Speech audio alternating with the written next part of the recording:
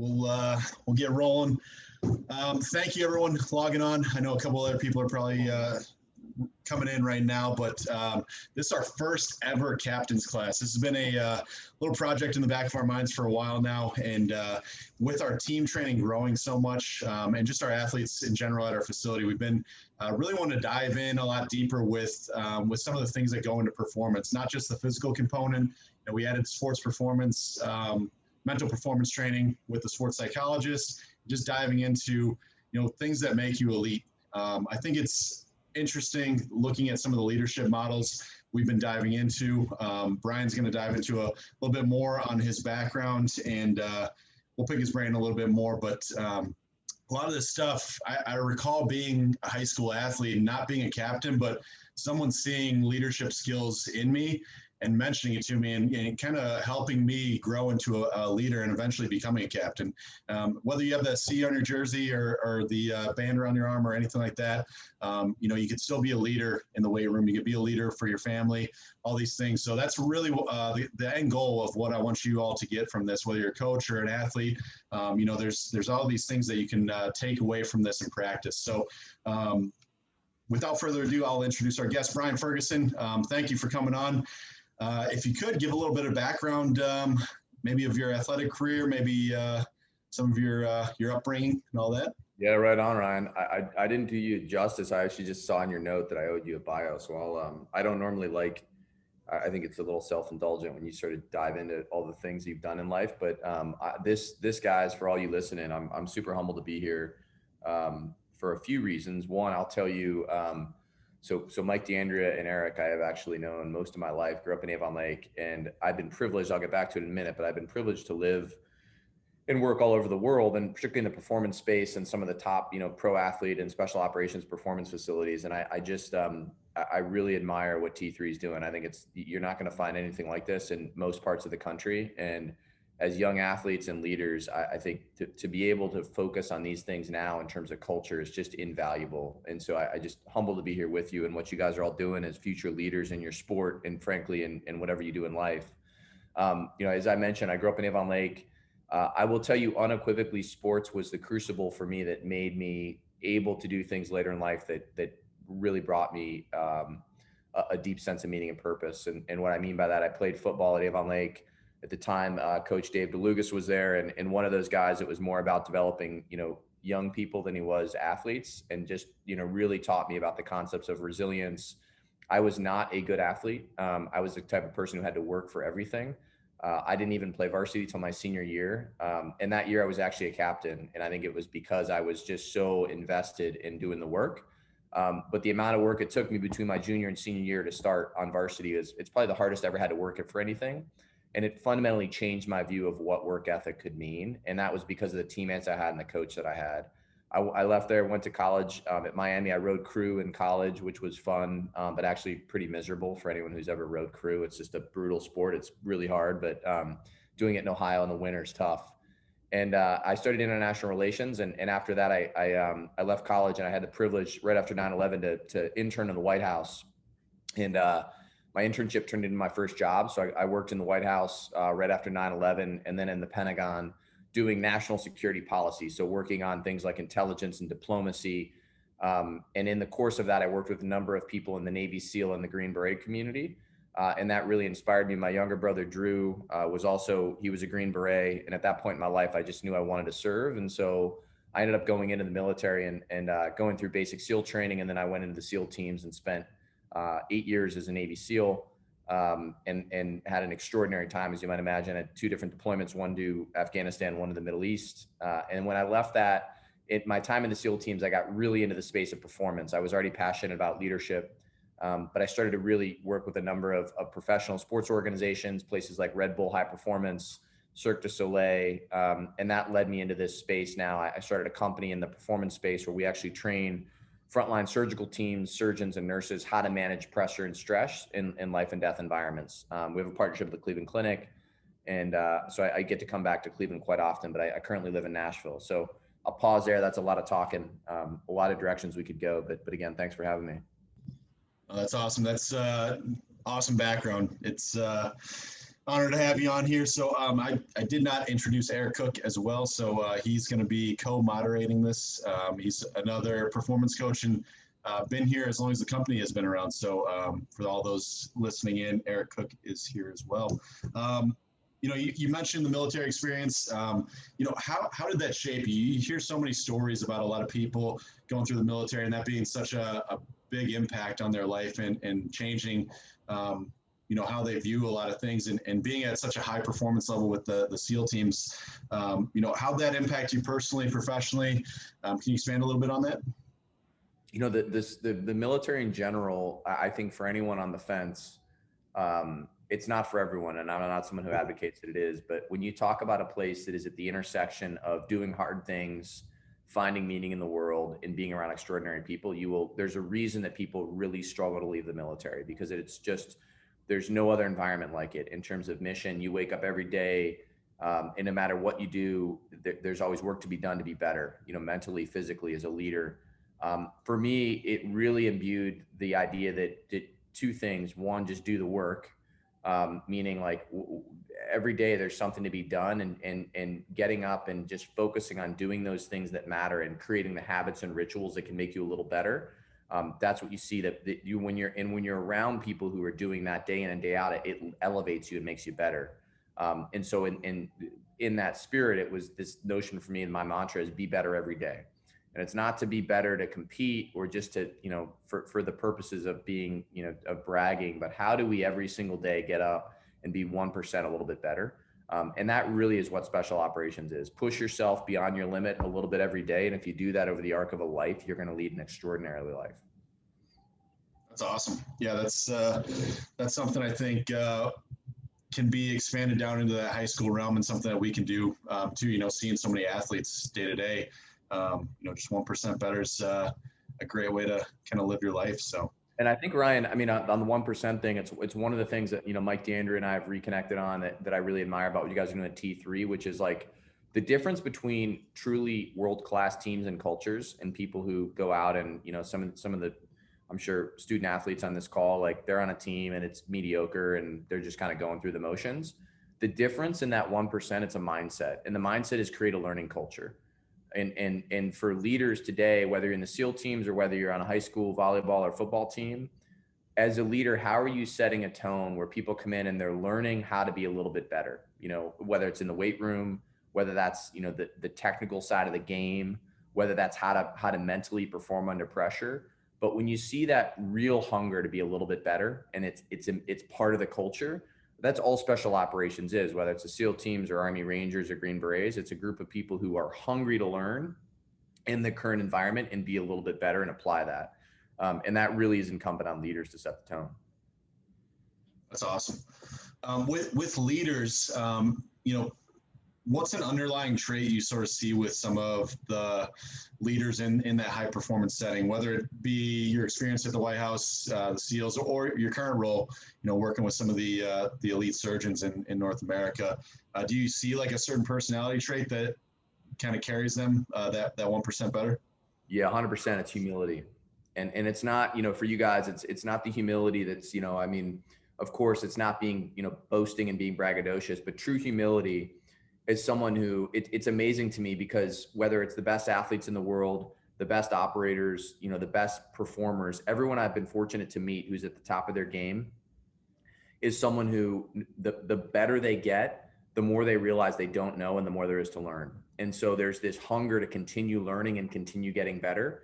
And it's keeping that beginner's mind, being confident. I'm not saying you lack confidence, but these are people, when I was in special operations, without fail, the most effective leaders and operators who were just, vicious in their ability to be effective were people who were incredibly humble. And that's a mindset. And that for me has always been my own leadership philosophy. I just believe humility is, if you can lead through humility and be comfortable saying what you don't know, and creating people around you who can lift you up in that, in both elevate you in terms of learning and being comfortable in navigating the unknown, it's really powerful. And I'd say the second one then behind that is the people who, the top leaders I've ever seen are extraordinary communicators. And you guys all know in today's world, you've got every single app on your phone and text messaging and phone calls and emails. And the ability to cut through that and inspire people through simple, effective communication is really powerful. And great leaders know how to do that. Yeah, no, that's awesome. That's communication's one of the big things I want to get into tonight.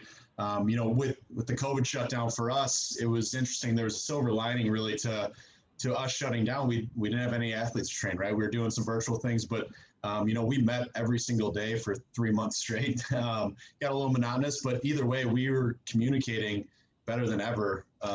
With everybody. It's hard to get 25 people in the same room. Obviously, Zoom was a key part of that, but communication improved tenfold, and then now we're better for it. Our company's doing great. The athletes are benefiting from us just being able to communicate a little bit better. With some of the stuff you've done in the military, or what you see with surgeons, how's effective communication helping those teams? I don't think I said that as eloquently as I should, but how do they communicate their visions to their teams or their colleagues, whether it be a surgeon or a peer on a team? I think effective communication as a leader of a team starts with understanding yourself, and that can sound a little cheesy, but here's what I mean. I've had a couple of mentors who taught me early on, I have a process every year where I sit down and I frame out the year. What is it? Who do I want to be in terms of values? What do I want that year to look like? What's important to me? And earlier in life, those are probably goals. And I think as you sort of move through life, they become more buckets of how do I want to spend my time, and being very clear about who you want to be in the world. And in order to be a great leader, you've got to be confident in who you are. And then you've got to be able to get up in front of your team and get them energized around the mission that you're a part of. And when you're confident about who you are and you understand the mission, as a leader, when you can day in and day out in very simple terms, communicate and remind people of why they're doing what they're doing. What's the bigger reason? That's really powerful. And great leaders can take some things that aren't even inspiring and get people inspired to be part of a team. Because trust me, there's things in the military that are not exciting, but it's the camaraderie. It's being there for your teammates. It's being a great teammate. The mission becomes the work you do every day. And great leaders know how to communicate that. And the way that they do that very tactically and practically is twofold. One is just regularly hitting simple messages. There's these mantras that great teams have. I mean, you guys, there's a reason you think about like Notre Dame, the play like a champion sign you tap on the way out. In the SEAL teams, that there's this mantra, the only easy day was yesterday. Those sayings become part of the culture and they remind people of the bigger mission. And great leaders know how to leverage that and inspire action. And you don't have to be someone who can give great speeches or rile people up, but it gets back to that idea of if you are living the values you say you want to live, people feel that and they see it. When you're the guy or the girl who stands up in the locker room and says one thing but doesn't live it, people see through that. And so communication is, on one hand, yes, it's how you speak and what you say, but most of us communicate non-verbally. And so authentic leadership that's grounded in humility is infectious, and that's what builds great cultures. So I think you start there. And then, Ryan, we can get into the modalities of I do think the biggest challenge for most teams is communicating in an environment today where there's too much information. And so understanding those core moments when you get everyone to stop and pause and think about the mission or think about the game, it's really powerful. Yeah, no, that's awesome. I think that's huge for our high school athletes. Everyone's in a really formative time frame in terms of their growth, their development, their sports knowledge. So it's such a vital time in their life. What are some tactics maybe for them to give better information out to their teammates? Sorry, I know you're. Sorry, someone just come in here. Go ahead one more time. No, you're good. I was just saying it's such a huge time frame for the high school athletes, their formative years. As a leader, what are some good tactics? Obviously leading by example is such a huge part, but it's a formative time, but also a vulnerable time as a leader. So yeah, any tactics you think, looking back on your high school career even, and then, going through your professional career that I guess you wish you knew? Totally. I think the big one is mentorship. And you guys, I mean, just being on this call, I don't know how you guys all connect. You know, I think having a course like this where you are a leader by virtue of being a captain on your team. How are you thinking about what it means to be a leader? And then who is it that you look to or you want to be a year from now? You know, is there an upperclassman or someone who's graduated? And are you in touch with those people, learning about how did they do what they, you know, I think about all from my freshman through my senior year, there was always someone ahead of me who I looked up to. And then I had a coaching staff that really helped me stay accountable. So the biggest one is mentorship from people who you want to be like or who inspire you.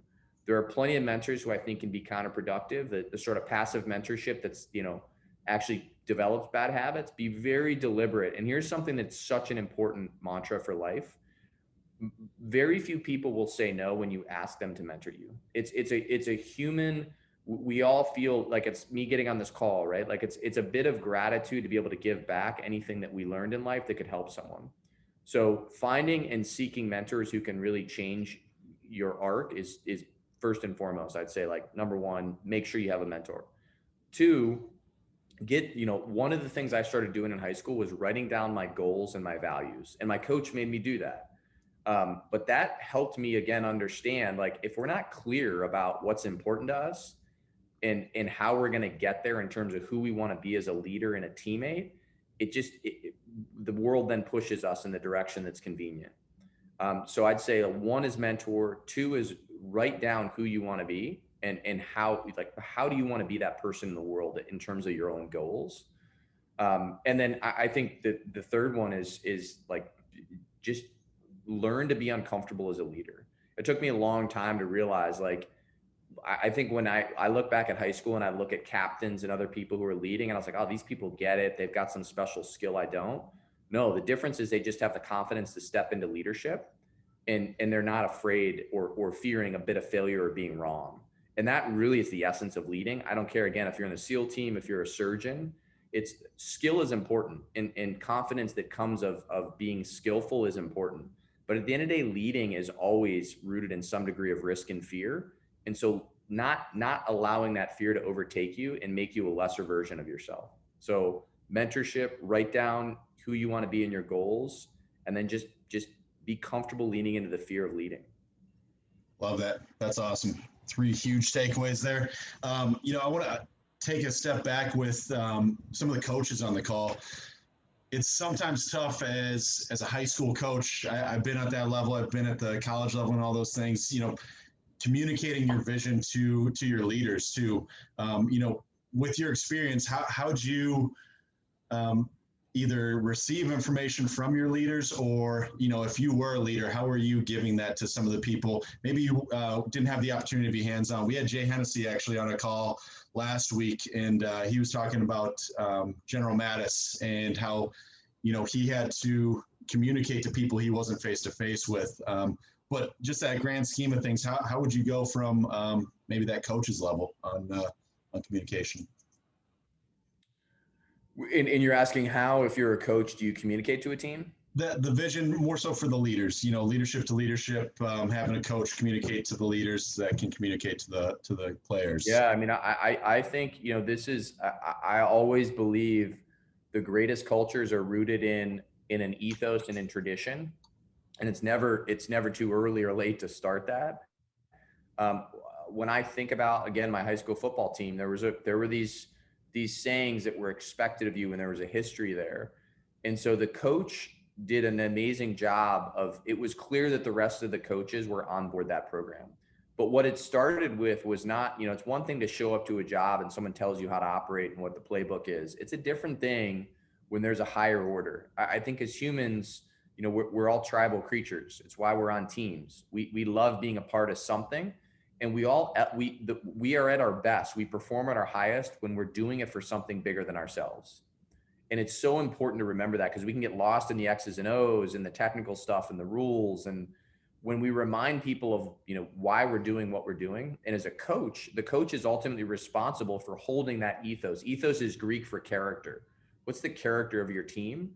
And when you step back and remind people of that, and you ask them the hard questions of who is it you want to be as a teammate, you know, when you see that delta in your other coaches or in your leaders of who they say they want to be versus who they're being, holding them accountable. But the communication piece for me, again, extraordinary coaches and leaders, they develop other leaders by reminding them of that higher order mission and then making it clear of what they expect of them. And being really clear of expectations is that helps people understand what's expected of them.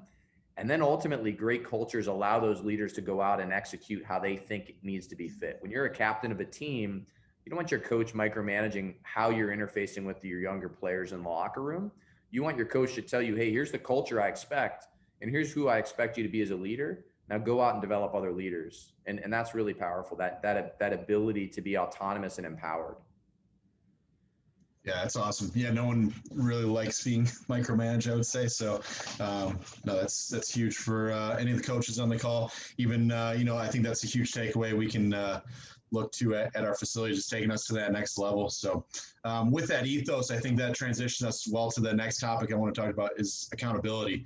So we hear about accountability, multiple facets, social media, all these things. Ownership's another word that's kind of synonymous with that. But, what's your opinion on or definition of that ownership? And, how can a high school athlete take ownership of that team?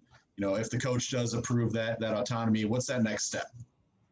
Yeah. So, and I was just going to say this, Ryan, I'm glad you came back to it because autonomy is also earned, right? And people have to show that they can hold a standard. And so when I think of high performing teams, I always put it into 4 buckets. Every culture I've ever been around, there's these 4 buckets they do really well. We've already touched on one of them, which is communication. We touched on a second, which is ethos. What's the mission, the reason for being? And the other 2 are standards. So what's the standard that you are being held to and who you want to be? And the last one is trust. And so the reason, one of the things I think a lot of times people talk about, hey, I want to have autonomy or I want to do my own thing. But first, you've got to show that you can hold a standard. Like as a leader, are you someone that a coach can trust? And that's got to be earned. And then once you've earned that, then it is, hey, let me go step into this. Let me go be a leader and develop other leaders. But the thing about accountability that's so important is that when you talk about the ethos, what a team says it is. So I say that, that this team is about camaraderie. We're going to win together. We're going to elevate each other's performance, whatever that ethos is. And then next to that, I've got a set of standards, and that says, hey, Brian, as a member of this team and part of being in this culture and this ethos, here's what's expected of you, both in terms of conduct and in terms of tactical capability as an athlete. How are you doing the work in practice to really refine your shot, or do you know your plays? And then who do you show up in terms of conduct? The issue is if you don't have accountability, right? The ability to be honest with someone about their performance, that's when you start to see things degrade. And so accountability starts to be at the intersection of all this, because in order for me, Ryan, to be honest with you about your performance, there's got to be trust. And there's got to be a culture where you know that I'm being critical of you because I want you to be a better performer. And so all of those things have to come together, because if I don't have trust, or you don't trust me and I'm critical of you, that's probably going to lead to some sort of a negative outcome. And so great coaches and great leaders, they cultivate this environment where it's expected for people to be honest with each other, but that's rooted in a mutual respect that we're elevating each other's game, again, to pursue that higher order mission and make sure that we're holding ourselves to a standard.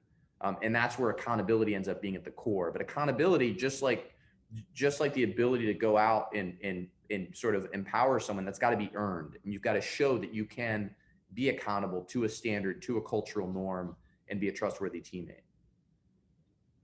How would you say some negative things on holding people accountable, things that don't necessarily work as a leader? Because I think I've seen it. I've seen good leaders, hold you accountable, and then there's always that one person that it just doesn't ring well with a lot of people. But any specifics that stick out to you on negative ways of holding people accountable? Yeah, I don't actually know that I've ever seen accountability be a negative. What I've seen be a negative is how accountability is conveyed. And if it's, again, if accountability is brought up as a convenience for someone, just to call someone out or to hold, to discipline someone unnecessarily. But when a culture has a strong standard that's been set and people have committed to that mission or that ethos and they're held accountable, that actually usually empowers the culture. The issue is when accountability is not consistent, when it's inconsistent, or when there's favorites, or when people don't hold someone accountable because maybe they are the team captain or the best player on the team. That's when you start to see this fray because the standard isn't consistent. So, and I think that, accountability, extraordinary leaders hold people accountable sometimes with very subtle statements, right? You don't have to yell at someone or call them out. There's, when you think about, a coach you've looked up to and they've just made a small comment that's like, hey, I noticed you're a little off today, right? Or they hold you, they notice that you weren't at practice on time. Like those small things. And when a culture has a very strong norm around standards, accountability it actually elevates people's game. Awesome. Eric, I know Ryan too. I wanted to jump in there. Can I jump in there for 1 second? Yeah, I was going to ask some questions. Comment. Yeah. Now, would it be fair to say from what we were just saying that like the accountability would be the glue that would connect a solid team together? And meaning, so I was just thinking in my head as you were talking.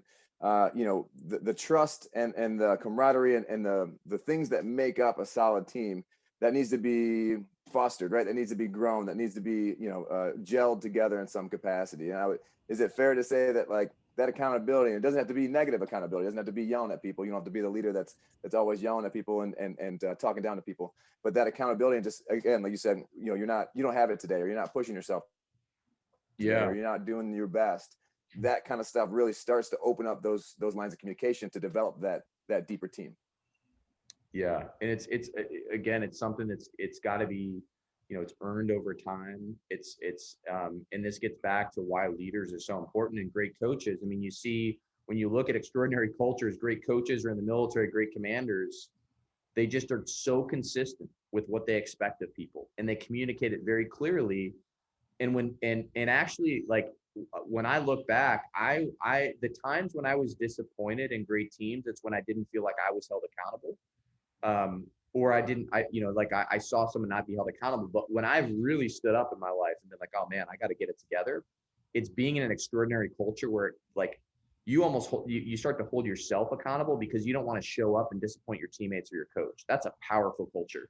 People don't even have to say anything. It's just like, hey, I didn't perform today.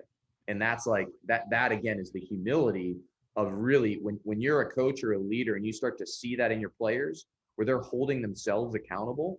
That's like, you can't get a better culture than that. But it's something that takes a lot of work because people have to see that accountability is the building block of being able to be honest with each other about performance, which is then that's what's leading to constant improvement in the little things day in and day out. How would you say, from like a high school standpoint, I look at some of the teams we work with, and oftentimes there's a couple kids that are just there to be there that could almost be taking away from some of that and holding them accountable. They still sort of linger around, but they still aren't performing.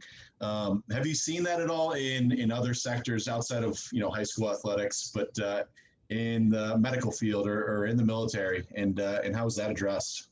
Every team in any culture has a bell curve, no matter what. That's the reality. Like, there are very few teams there, until you've been through multiple selection processes or multiple screening processes, like, in sport, it's probably the Olympic level, but even then you're going to see different standards across Olympians. In the military, for sure, there's a bell curve. And so this is why leadership is always so important. Because the question is, how are people who aren't performing held to a standard, and how are they dealt with? And how do you do that in a way that is not insidious to the culture? And great leaders know how to take those people on the backside of the bell curve and inspire them to want to be better. And that doesn't work. I'm not naive. It doesn't work every time. There are always going to be people who are going through the motions or just not cutting it, even in high performing teams. But I think extraordinary leadership is not on the top part of the bell curve, the people who are doing the extra hours in the gym and are already super dedicated. Great leadership and great coaches understand how to take that bottom part and get those people to elevate what they believe about themselves. And if I think about my high school coach, the guy that Eric Cook and I played for, that's what he did so well. He had people who were never going to be high school football athletes, but they still showed up to practice and they knew they were getting a little better because they were part of a team. and that standard they were held to, and the tradition they were a part of meant something to them. And that's so important. That's great. I want to open it up to Q&A. If you guys want to send it over in the chat, I had a couple other things I wanted to ask Brian, but feel free to send them over and I'll ask him for you guys so we're not getting all jumbled up here. But anyone, any leaders that really stick out that made a profound impact? You know, you mentioned your high school coach, but you know, even people that aren't necessarily at the top or that top dog that stick out, that influenced you, you know, whether it be at the White House, your military career, currently, anyone within your company that you've interacted with? Yeah, I mean, I work with a guy who's a colleague of Jay Hennessy's. He was also in special operations. His first name's Jurgen. Spent 30 years in special operations, had a very prolific career, commanded and led some of the greatest units in modern special operations history. And it's just, if you're around him, you'd never know. He's incredibly humble. He's always learning. He's always listening and paying attention. He's aware of all the details in every room he's in. And he just inspires people to want to be a little bit better. You know, the other one is my brother, Drew. My brother was just a phenomenally attuned leader in special operations. He understood. He was really an enlisted soldier's leader, and really revered by his guys because he always understood. He had, you know, the word humility. The root word of humility is hummus, which is from the ground. And so this notion of like really good tactical leaders have their ear to the ground. It's just like being a great team captain. You understand what, you know, the underclassmen or the younger athletes are struggling with or what they need. And when you have humility and you can tap into that, it's really powerful. And so my brother was just brilliant at that. And then, you know, I think in medicine, it's great medical leaders are people who can, again, just have an ability to be empathetic and understand and listen to the teammates around them. And I've been really privileged to be around a lot of those in the last year. That's great. Yeah, that's thinking back before COVID, we did that event with you, and that was great that you were able to assemble that many physicians and nurses all in one room to try and get better, and that showcased a lot of leadership qualities from yourself, as well as you know, that was through the Cleveland Clinic, and they clearly have some great leadership qualities to get that many people together just to improve their health, themselves, their leadership qualities, everything. So that event was awesome. Eric, did you have a couple other questions? I did. One of the ones I was thinking of was you know, so we're talking about, you know, high level teams and really helping teams come together from the top down. Are there any issues that you run into with change of culture within a team? You know, if a leader, they write down their goals and what they want to see for a year, what they expect from the season, what they expect from the team, and then applying that, is there any issues that you've seen pop up? And if so, how do you navigate those?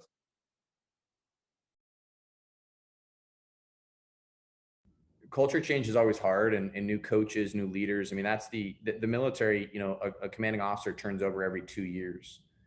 And so this is why I always think that when you've got something that's bigger than the individual coach, you know, that the tradition of your team, it becomes about, you know, something more important that you're a part of. That can really be a consistent factor. But, you know, so as an example, let's say you're playing a sport or in a school that, you know, there's a long history and heritage there that people are proud of.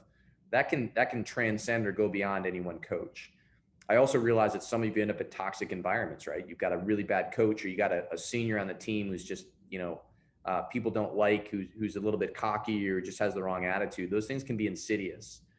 And so that's where fresh leadership and fresh starts are really important.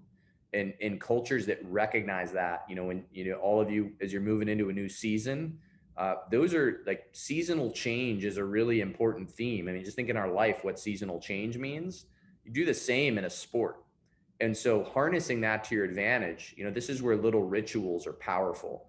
And so, you know, you're starting your season and you're starting your 2-a-days or your practice, and taking a moment as a team, if you're a leader, how do you get people really excited about the season ahead? How do you commit to something bigger?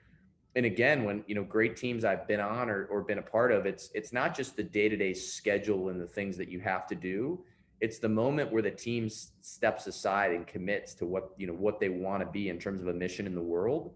Those things go a long way. And it's why, like, when you look at ancient tribal traditions, these rituals exist because they're a rite of passage, right? You're becoming a captain on a team your senior year. That's a big deal. How do you think about using that as a sacred moment to make people a little bit better? And when you do that, you have a little ritual that can be really a big deal. Brian, we had a question from Steven popped up in the chat, but I'll read it out loud for everybody. It says, I know oftentimes trust in a leader varies based on how much success the team is currently having. How do you maintain that trust even when a team might be struggling? Yeah, this is a hard one for sure. I mean, and again, these are the realities. Every culture that struggles, I've certainly been in this myself. I go back to, there's a few things that, and this is always so nuanced based on the culture, what's going on.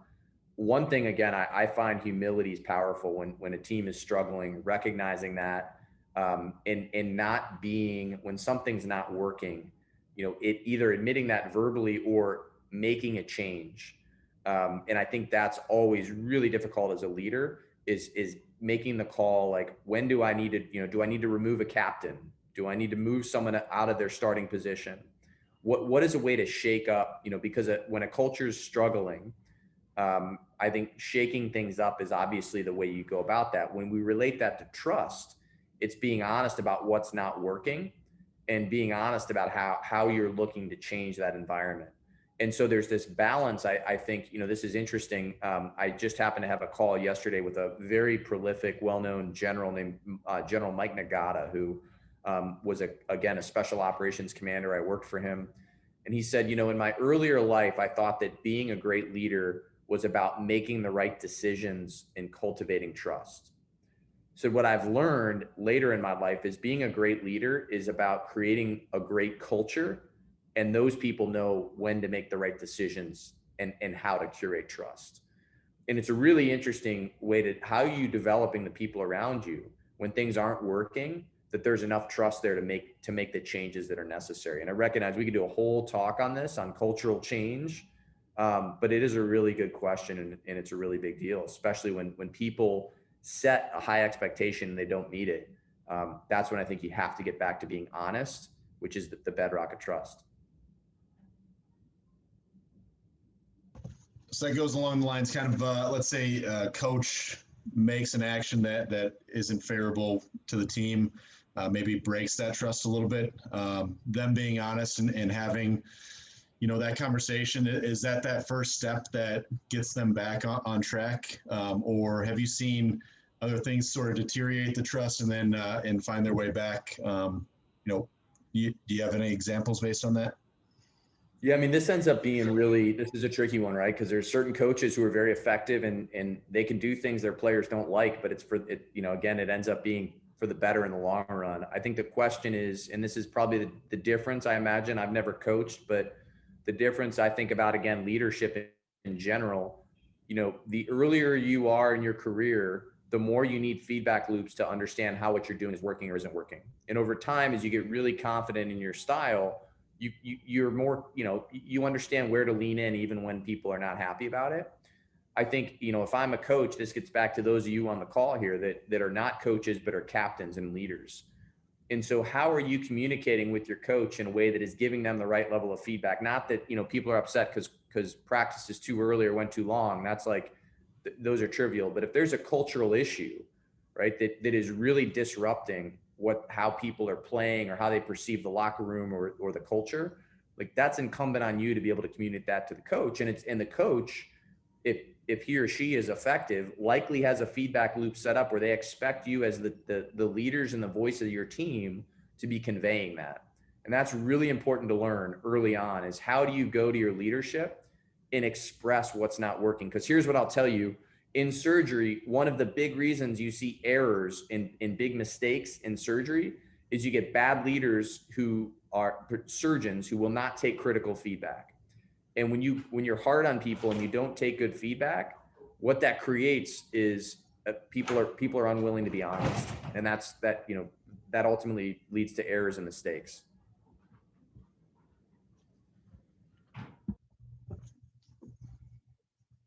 Eric, you have any questions here? I had one pending, but I want to give you the floor too. Dude, I got.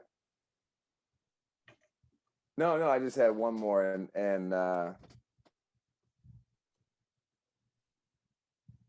but I was wondering too, like, what's the hardest thing that you had to learn as a leader, and kind of how did you go about learning that? I keep a running list of, what basically, in fact, let me see if I can share my screen. I can make you the host if you need. Let me see. I think you got it. You guys got it there? There you go. Yep. Perfect. Cool. So a couple things I was just going to show. So I do this, I keep my own leadership philosophy here, and in every chapter of my life, I write down the hard leadership lessons I've learned. And so, you can see it, Eric, I could give you probably 100 answers, because it would really depend on what chapter of life I'm talking about. And so, like, if I think about, high school right here, like, hard work compensates for almost any shortfall. I was telling you about, my time in, playing football. I think later on, when I look at, in basic SEAL training as an example, never judge a man on appearance. And you see these people who are extraordinary in their ability to commit to a team. And you go into SEAL training, think it's going to be Rambo and this, this certain archetype of person that's going to be effective. And you learn very quickly that you're embarrassed that you misjudge someone. Another hard lesson: instinct is invaluable, right? We're taught as leaders to rely on our instinct. But, a couple times I took my instinct without getting the facts, and I went to a senior leader to give them feedback, and I was wrong. And it really, it was a hard lesson to learn. So I don't want to skirt your question. I could answer it for 20 minutes, but I would say for everyone on the call, I'd start doing this list for yourself. Right now as a captain, what are the things you're learning? And for me, at the top, I have, this hasn't changed in 15 years, my leadership philosophy. What are the things that matter to me? And when I deviate from that, or I learn a hard lesson, or I'm reinforced in how these things are working well for me, I write them down and I keep that running list. Brian, I love that that we're talking about this in this context too, because I remember being a young athlete and thinking, hearing people talk and hearing people discuss what they do and things like that. And then they talk about writing down their goals or setting goals or setting up the year, or talking about like the list that you just showed, the biggest things, the lessons that I've learned. And I always wondered if they physically wrote them down. Do they physically have a list that they look at every day like they say they do, or do they have a running document of all the issues that they've learned from throughout the time? And I love that you're sharing with us and with this group here tonight that, yes, we physically have a list, and you physically write down your goals for the year and write down all these things to keep track of and revisit that, set time aside to go back there and learn from those issues and from those things that pop up. So I think it's fantastic that you shared that. I actually think, again, if I was in your shoes, and I don't, you guys all do this however it works for you, that's important. The way I did this is just one way.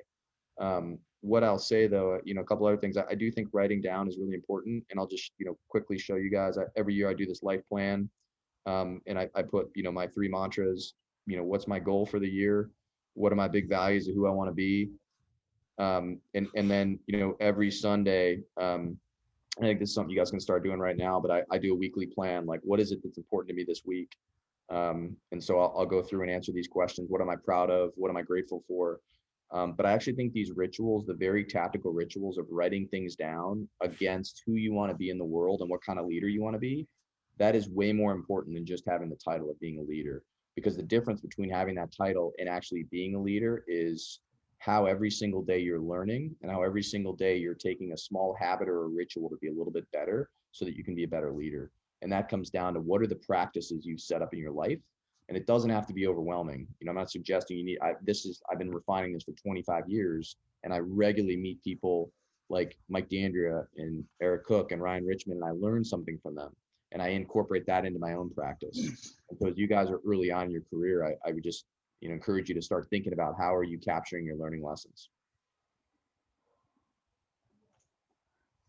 It's awesome. I'm definitely kind of stealing some of that, so that's great. I have one last question. I think technology is so relevant now in everything we do. What are some things you've seen and that maybe some of the high school and college athletes and even coaches on this call can utilize to better raise that standard for their team? Any technology that sticks out, apps, communication platforms, any specific actions you've seen? Yeah, I mean, you probably know where I might go with this, Ryan, but my company has a partnership with Whoop. And so for anyone on this call who isn't familiar, Whoop is a wearable sensor it was initially built for elite athletes and athletes like all of you, people who are serious, fitness enthusiasts. They've exploded. We use them in healthcare. So we put Whoops on frontline medical teams. But what I've seen that's powerful is in the world we live in is these sensors are getting cheaper and more accessible and more capable. They're giving us amazing data. And so the single most important thing every single one of you can be aware of is your sleep. How well are you sleeping?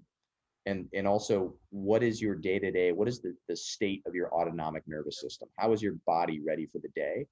And that usually the best way to measure that is your heart rate variability. And these platforms, whether it's Oura Ring or Whoop, these sensors are powerful because they become passive coaches.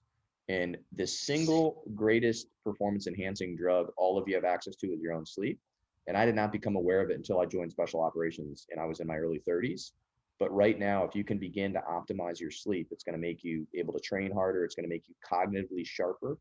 As leaders, when you understand that for yourself and you can develop your young athletes, or especially as coaches, you give people those tools, it starts to change their behaviors. And that's what leads to people being more emotionally resilient and more effective. So I'm a huge believer in starting to track and again, like I said, track, like you don't have to do a whole lot. Just put the band on and start looking at the app every day. But that's been a game changer for me. And I've seen that change a lot of lives in the last, 3 years. It's awesome. Bridging the gap between leadership, the weight room, and technology. I love it. Any other questions, please send over. But I think we're getting to the end. I want to be respectful to Brian's time. Eric, do you have any closing questions before I close this thing out? I think you need a cold call on someone. All these folks got their videos off. And just no, sorry, my internet was kind of cutting in and out. But no, I think. How about Steven Fellinger? Steven, where are you at? He's in the car. What's up, man? Tell me, what are you up to right now? Are you a captain? I'm actually a graduating senior, so I was a captain for the football, basketball, and lacrosse team this year. That's awesome. And what are you doing next year? I'm planning on going to the University of Miami in Florida, and I think having good leadership skills is great in all aspects of life. So anything I can carry on to college and beyond, I feel like would be fantastic. That's great, man. Congrats. I used to live in Miami. Coral Gables is amazing. So good luck to you. That's exciting. Thank you. How about Caitlin Al-Arafi? Caitlin, where are you at? I'm just in my room. Hey. What sport are you playing? I play field hockey, so I'll be an incoming junior. So congrats. Where you live? What city? I'm sorry, what did you say? It kind of cut out for a second. What city do you live in? I live in Orange Village, so. Okay. I actually, field hockey is not a sport I knew. We actually, the vice president of performance for Whoop, who's on our science advisory board, is Kristen Holmes. She coached the women's national field hockey team and then was at Princeton for 14 years and led them to a national championship. But it's a super technical sport and really legit. But I appreciate you listening in. Yeah, I really enjoy it. So thank you for all the advice. Yeah, right on. Cool. I want to do one more if you guys don't mind. Absolutely. This is awesome. I love it. I love this leadership level. How about Dennis Zotage? Where you at, Dennis? I'm here. Hey man, what tell me, what, you an athlete? Yeah. What do you play? Just track and basketball right now. Awesome. What do you run in track? 100, 200, 400, a little bit of everything. What year are you? I'm going to be a senior next year. Okay. That's great. Anything in this that resonated for you? Or that sounded Just the captains from last year for basketball. It was really nice hearing all the information you had. awesome. Well, good luck to you, Dennis. Thank you. Yeah. Love that little cold call action. Got some people bought in. I know the deal on Zoom. You just tune out and you're just cruising, but Coach Snell, I see you're unmuted and you got video up.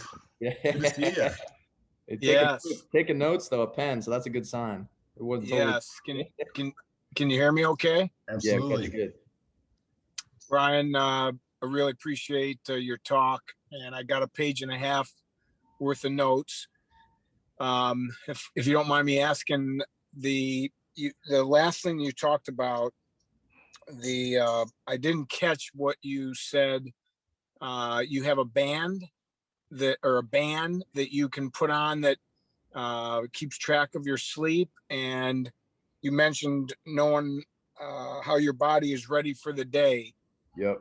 How are you determining that? Do you have something that gives you a sense for where your body is in the morning when you wake up, or is there a ritual that you go through that kind of helps you get a sense for where your body is when you start the day? Yeah, absolutely. So a couple things. So number one, I just dropped the name of the company I mentioned, which is Whoop, into the chat. So you guys, if you haven't heard of them, you can check them out. I also put my email in there if folks are going to drop off and you want to follow up with any questions or, anything like that. I'm glad to, again, super humbled to be joining you all. I have great respect for people who are going to be leaders in their sport. But Coach, to your question, so Whoop, most of these sensors now come with an iOS or Android based app. And so what they do is they're monitoring your sleep. When you wake up in the morning, it's gonna do a quick set of analytics on your sleep, and it's gonna tell you how much sleep did you get, how much time were you in bed versus how much time were you actually asleep. So some of us are light sleepers, and you might be in bed for 8 hours but only get 6.5 hours of sleep, and so you can start to learn how to improve that. It's also going to give you an understanding of how much time you spent in stages of sleep. So slow wave sleep, deep sleep versus REM sleep. REM ends up being really important because REM helps us on stressful days manage, intense emotion. So like in surgery, we teach surgeons to really focus on increasing REM sleep, but REM comes at the later stage of your night. So that means you have to spend enough time in bed. So all of these things end up being really helpful data points to understand how to optimize your own rest. And every morning I get those analytics, and now, I've been using this device for 1.5 years, so I can really refine, I don't eat 2 hours before bed, or, I rarely drink alcohol. So like you start to see these behaviors that can really help you be the best version you need to be cognitively and physically. Yeah, that's really. Go ahead. Yeah, one of the things important, 10 years ago, 12 years ago, when I was early on in my special operations training, we were using chest straps, we were monitoring all these things, but the technology wasn't as advanced. So to Ryan's question, what's powerful is the era we live in right now. You can get, scientific, clinical grade, advanced technology for really cheap. And you can now, you can do essentially a sleep study on yourself every night, where 10 years ago that would have cost you a couple $1,000.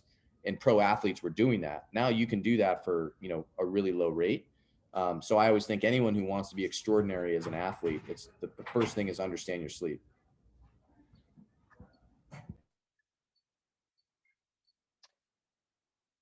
Got some great stuff.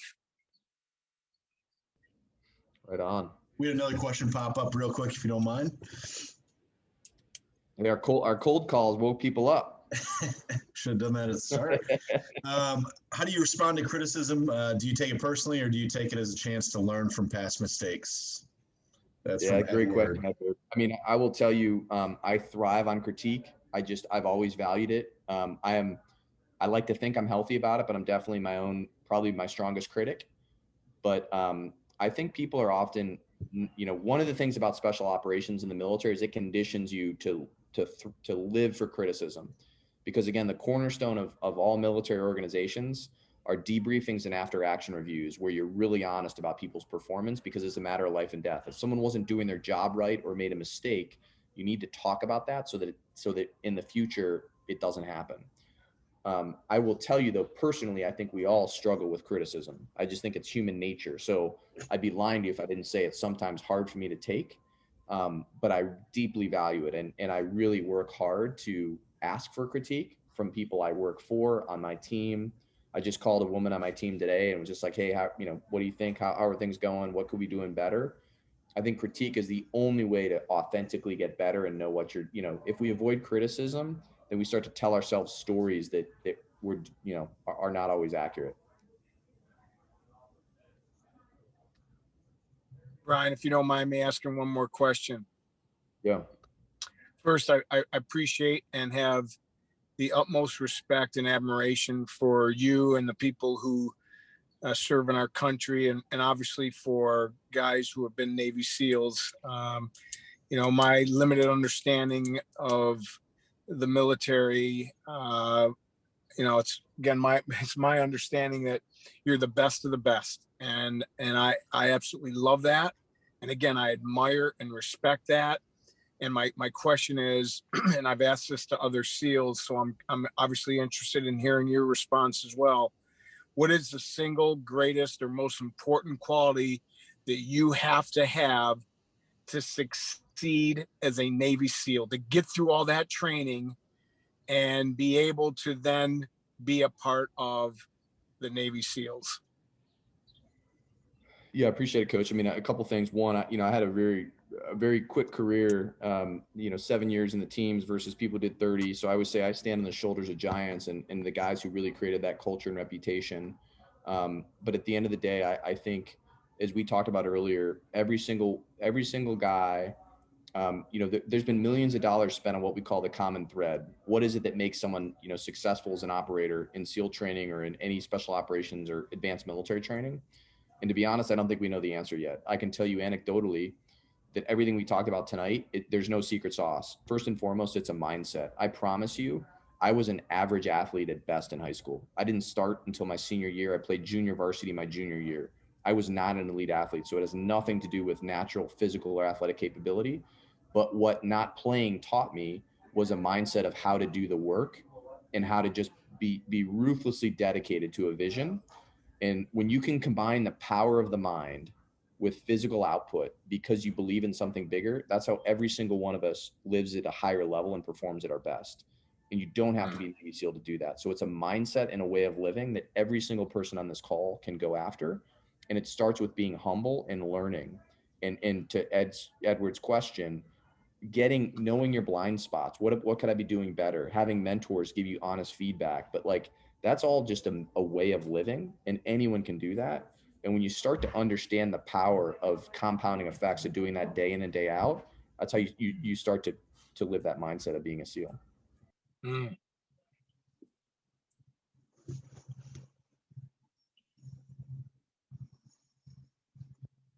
That's awesome. Thanks for that feedback. That's cool. I think that crossover with so many aspects of life, just mindset in general. That's a big thing our our mental performance sports psychologists have been working on with a lot of us and our athletes, is just reframing that mindset and setting yourself up for success each and every day. And I'll end on this, Ryan, and I got to pop off, but I will say one last thing, Coach, is at the end of the day, being in special operations is about the ability to control fear every day. It's when you show up on day one, every single person is so nervous. They are, they're not even sure what to expect. And the ability to be comfortable in the unknown and understand what fear and anxiety feel like for me, and then manage that fear and anxiety to push through so I can expand my own learning horizon day in and day out. That's super powerful. And at the end of the day, I've always thought courage is just the ability to manage fear. There's no superpower. It's just getting comfortable being scared and knowing how to still perform in the face of fear. And that is a superpower. And once you harness that in life, whether you're a high school captain, a coach, or you're on your way to college next year, it's a very, very powerful skill. That's a great answer, Brian. Well, Brian, I know you got to get off and I want to be respectful of your time. I can't thank you enough. This is awesome. Like I mentioned, this is our first captain's class and you set the bar really high. So really appreciate your time. The feedback was awesome. We recorded this, so we're going to be sending it out to all of our school contracts, all of our athletes at T3 as well. So thousands of athletes are going to be able to see this and hopefully take something away and change the world. So again, I can't thank you enough for your time. Hey, great respect for what you guys are doing at T3, for the community, for athletes, and for all you who are listening. I'm really humbled to spend an evening with you, and I wish you all really good luck as either the season ahead or if you're going on beyond school into, academic pursuits. Great admiration for thinking this way. And again, I put my email in there. Please hit me up if you got any questions or follow up, but really humbled. So thank you all. Perfect. Well, thank you everyone for logging on for the T3 Performance Captains class. If you have any questions, again, reach out to Brian or myself. I'll shoot that over in the chat real quick. But again, we'll send this out. Thank you all for joining. Have a great night. Right on. Cheers. Thank you.